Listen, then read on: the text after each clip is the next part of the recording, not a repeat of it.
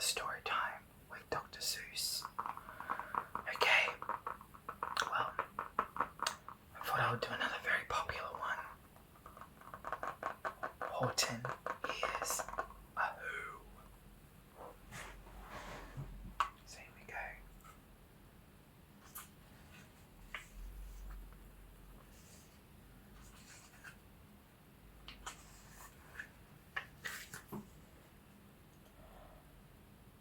On the 15th of May, in the jungle of Nu, in the heat of the day, in the cool of the pool, he was splashing, enjoying the jungle's great joys, when Horton the elephant heard a small noise.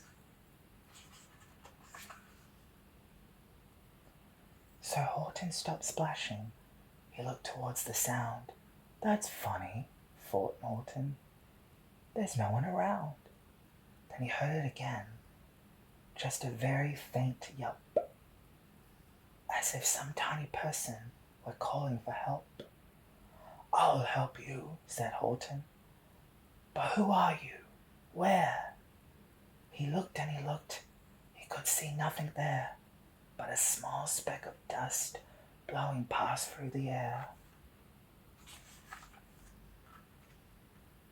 I say, murmured Horton, I'll never heard tell of a small speck of dust that is able to yell. So you know what I think? Why I think that there must be someone on top of that small speck of dust. Some sort of a creature of very small size, too small to be seen by an elephant's eyes.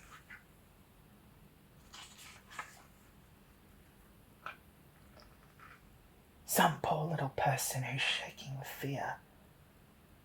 That he'll blow in the pool.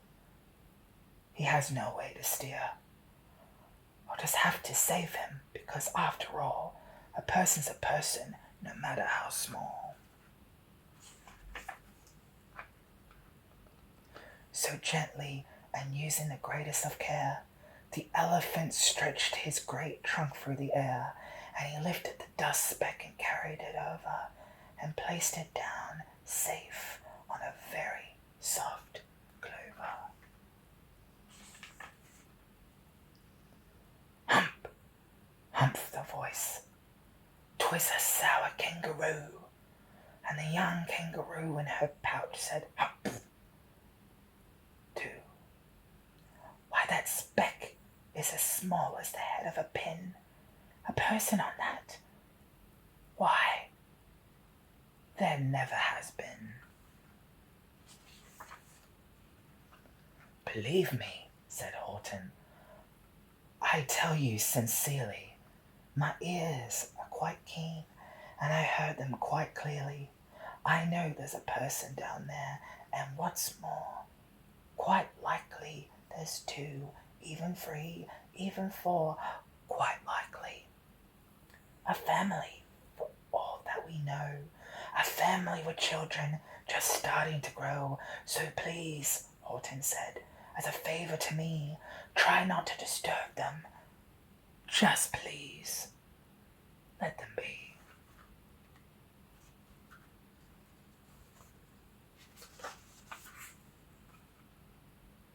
I think you're a fool, laughed the sour kangaroo, and the young kangaroo in her pouch said, me too. You're the biggest blame fool in the jungle of Nu, and the kangaroo plunged in the cool of the pool. What terrible splashing, the elephant frowned. I can't let my very small persons get drowned. I've got to protect them. I'm bigger than they. So he plucked up the clover and hustled away.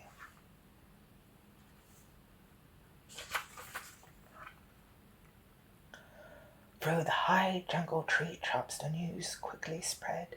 He talks to a dust speck, he's out of his head. Just look at him, walk with that speck on that flower. And Horton walked, worrying almost an hour. Should I put this speck down? Horton thought with alarm. If I do, these small persons may come to great harm. I can't put it down, and I won't after all. A person's a person, no matter how small.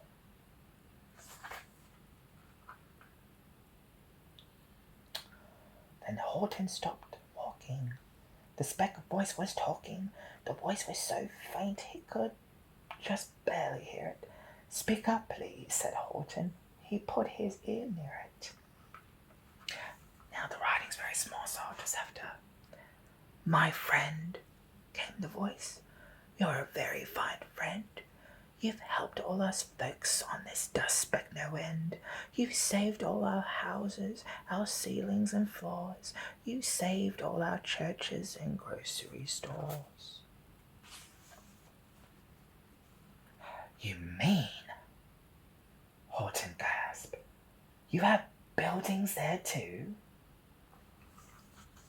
Oh, yes, piped the voice. We most certainly do. I know, called the voice. I'm too small to be seen, but I'm mayor of a town that is friendly and clean. Our buildings belong to you. Would seem terribly small, but to us who aren't big, they are wonderfully tall. My town is called Whoville, for I am a Who, and we Whos are all thankful and grateful to you.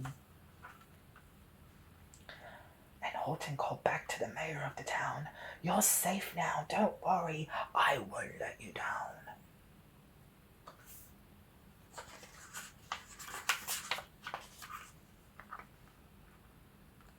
But as he spoke to the mayor of the speck, 3 big jungle monkeys climbed up Horton's neck. The Wickersham brothers came shouting, What riot! This elephant's talking to Whos who are not. There aren't any Whos, and they don't have a mayor. So we're going to stop all this nonsense, so there. They snatched Horton's clover. They carried it off to a black-bottomed eagle named Validikoff. A mighty strong eagle of a very swift wing, and they said, Will you kindly get rid of this thing? And before the poor elephant even could speak, that eagle flew off with the flower in his beak.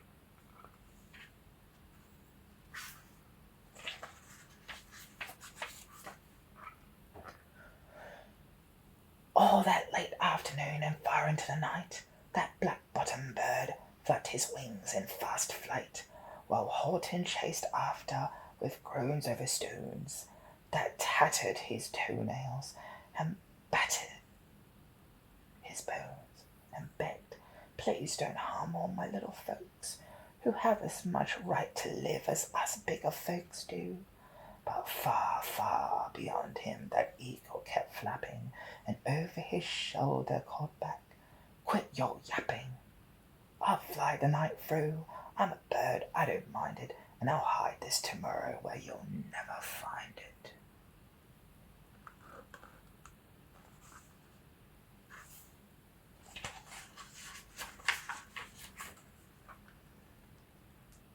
And at 6:56 the next morning he did it. It was a terrible place that he hid it.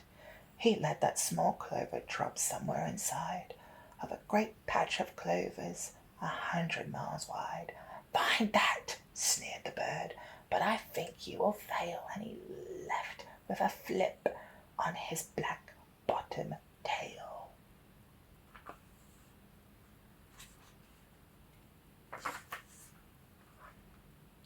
I'll find it, cried Horton.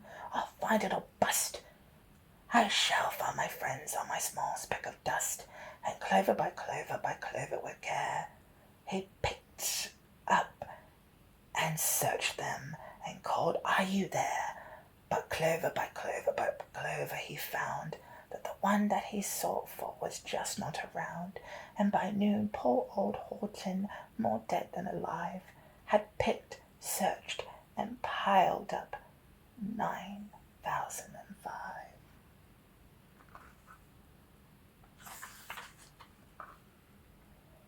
Then on through the afternoon, hour after hour, till he found them at last on the 3 millionth flower. My friends, cried the elephant, tell me, do tell, are you safe? Are you sound? Are you whole? Are you well?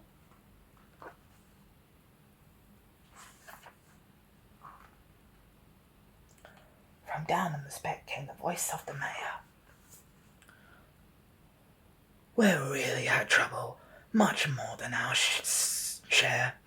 When that black-bottomed birdie let go and we dropped, we landed so hard that our clocks have all stopped. Our teapots are broken, our rocking chairs smashed, and our bicycle tires all blew up when we crashed. So Horton, please, pleaded that voice of the mayor's, will you stick by us Who's while we're making repairs? Of course, Horton answered, of course I will stick. I'll stick by you small folks, through fin and through feck. Humph! Humphed a voice. For almost 2 days you ran wild and insisted on chatting with persons who never existed. Such carry-ons in our peaceful jungle. We had quite enough of your bellowing bungle, and I'm here to state, snapped the big kangaroo, that your silly, nonsensical game is all through. And the young kangaroo in her pouch said, me too.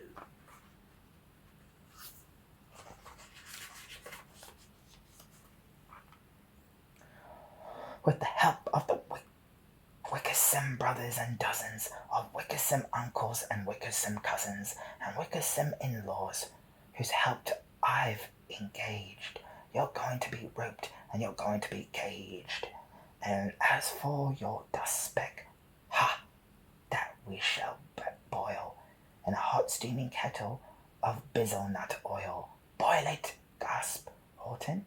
Oh, that you can't do. It's all full of persons. They'll prove it to you.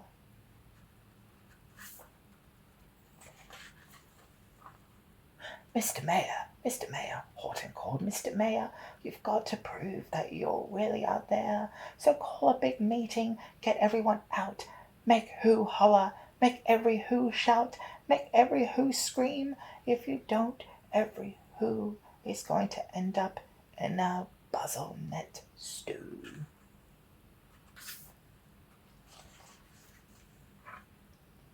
And down on the dust speck, the scared little mayor quick called a big meeting in Whoville town square, and his people cried loudly. They cried out in fear, we are here, we are here, we are here. The elephant smiled. That was clever as a bell. You kangaroos surely heard that very well. All I heard, snapped the big kangaroo, was the breeze and the faint sound of wind through the far distant trees. I heard no small voices, and you didn't either. And the young kangaroo in a pouch said, me either.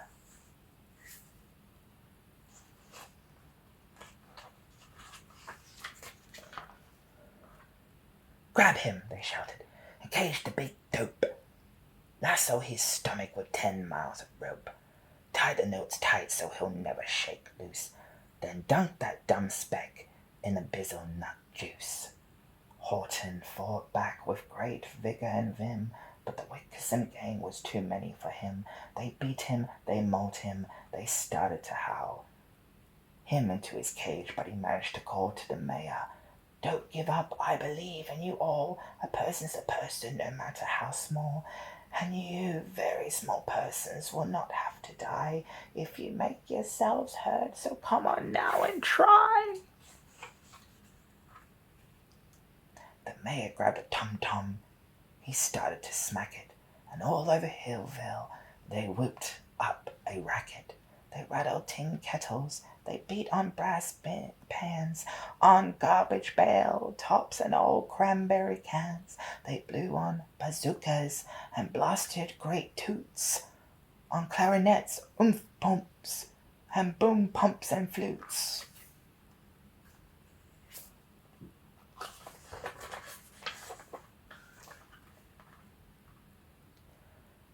Great gusts of loud racket rang high through the air. They rattled and shook the whole sky, and the mayor called up for the howling mad hullabaloo. how's this? Is our sound coming through? And Horton called back, I can hear you just fine, but the kangaroo's ears aren't as strong quite as mine. They don't hear a thing. Are you sure all your boys are doing their best? Are they all making noise? Are you sure every Who down in Whoville is working? Quick, look through your town. Is anybody shrinking?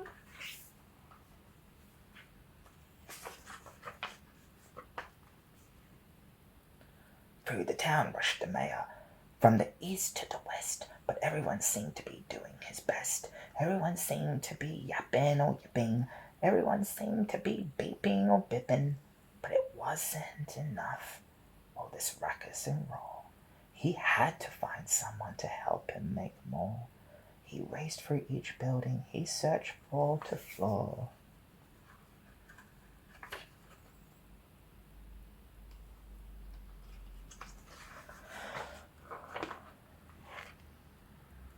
And just as he felt he was getting nowhere, and almost about to give up in despair, he suddenly burst through a door, and that mayor discovered one shrieker, quite hidden away in the Fairfax apartments, apartment 12J, a very small shrieker named Jojo was standing, just standing and bouncing a yo-yo, not making a sound, not a yip, not a trip. And the mayor rushed inside and he grabbed the young twip.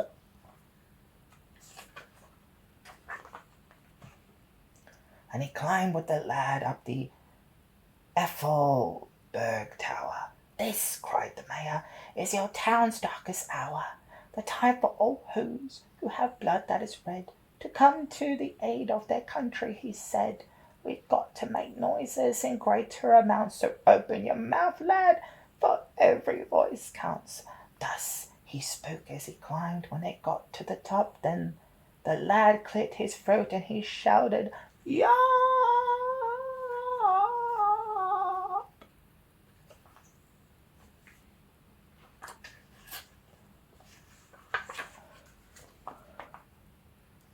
And that yop, that one small extra yop put it over. Finally at last from that speck on that clover, their voices were heard. They rang out clear and clean. And the elephant smiled. Do you see what I mean? They prove they are persons no matter how small, and the whole world was saved by the smallest of all. How true, yes, how true, said the big kangaroo. And from now on you know what I'm planning to do. From now on I'm going to protect them with you. And the young kangaroo in her pouch said, what do you think?